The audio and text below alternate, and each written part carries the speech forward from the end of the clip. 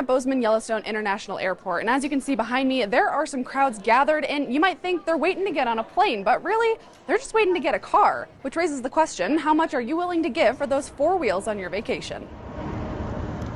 Could you do your trip without a rental car?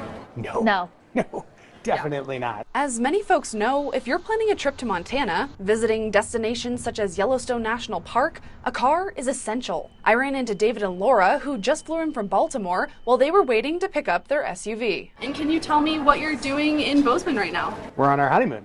Congratulations to the newlyweds. Now to ruin the mood. Did you know that according to a recent survey by cheapcarrental.com, Bozeman, Montana is the most expensive destination in the United States to rent a car this summer? Does that surprise you? Not really. Not really? Not really. Did you feel like that was kind of reflected in whatever you just paid for this car?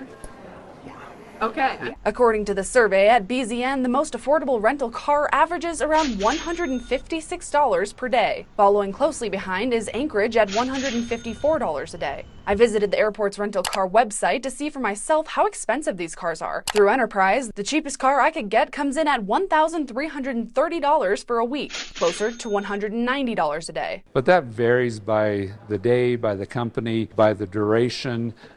So it certainly is a variable. We've seen the same headlines and such, and that really is an impact of supply and demand. Chief Executive Officer Brian Springer tells me the airport has around 10,000 rental cars, which take up 90% of the parking garage and overflow into the fields during busier months. And you may be thinking, 10,000 cars is plenty to go around, but we're going to send through the airport several thousand rental cars per day on the peak weekends, making the rental car market at BZN a $120 million market, about twice as much as Boise. Springer tells me another big moneymaker. There is a tax on rental cars here in Montana. It's a 4% sales tax, and that generates at our airport alone about $5 million a year for the general fund in Montana. These cars might be expensive, but for David and Laura, it was necessary to enjoy the perfect honeymoon. Oh, yeah. Okay. Yeah. Oh, yeah. If it wasn't available, we probably wouldn't come. Yeah. At BZN, Cassidy Powers, MTN News.